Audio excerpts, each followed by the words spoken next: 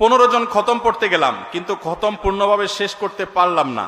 খতমের হাদিয়া নেওয়া কি ঠিক হবে, হালাল হবে নাকি হারাম হবে? এই হলো হুজুরদের 2 নম্বরই আর কি।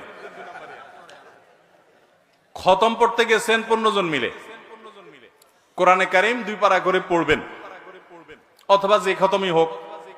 তো কোরআন খতম যদি হয় তাহলে 2 পারা করে পড়বেন। এখন 1 পারা আধা পারা একটু পড়লেন, পড়ে এবার বলছেন চল যাই, যে দাওয়াত দিছি বেটা তাতে হিসাব নিকাশ নিবে না, টাকাটা নিয়ে চলে গেলেন, বাকিটা পরে পড়ে দিব, আর পড়লেন না। তো এটা প্রতারণা এবং গুনাহ। আর যদি পুরাপুরি পড়ে ঠিকঠাক মতো তারপরে টাকা নিয়ে যান, তাহলে সেক্ষেত্রে হারাম খাওয়ার গুনাহ। অর্থাৎ 2 দিক থেকে কি গুনাহ। কথা বুঝেন নাই? যে পুরাটা ঠিকঠাক মতো পড়ে টাকা নিয়ে গেছে, সে একটা গুনাহ করছে, যে আল্লাহর কোরআন বেচা দিছে। কোরআন তেলাওয়াতের কোনো বিনিময় দেওয়াও জায়েজ নাই, নেওয়াও।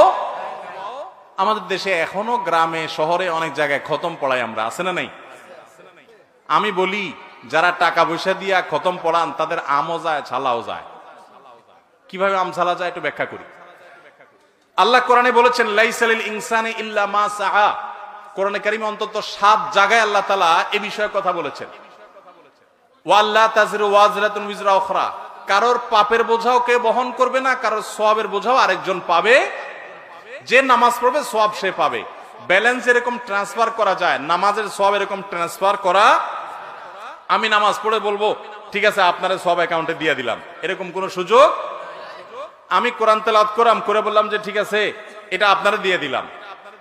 এরকম জীবিত মানুষ একজন আরেকজনকে আরেকজনের তরফ থেকে নামাজ রোজা করতে পারে না, নামাজ পড়তে পারে না। হ্যাঁ, রোজার ক্ষেত্রে কেউ যদি রাখতে না পারে, অপারগ হয় শারীরিকভাবে, বিকল্প আছে। কিন্তু আপনি কোরআন তেলাওয়াত করবেন, সওয়াব আরেকজন পাবে, এরকম সুযোগ নাই। তাহলে আপনি টাকা দিয়া হুজুর দিয়া যদি খতম পড়ান, যে হুজুর খতম পড়ছে সওয়াব যদি কিছু পাওয়ার হয় সে পাবে, যদিও হুজুরও পাবে না, কারণ হের দান্দা ছিল কি টাকা।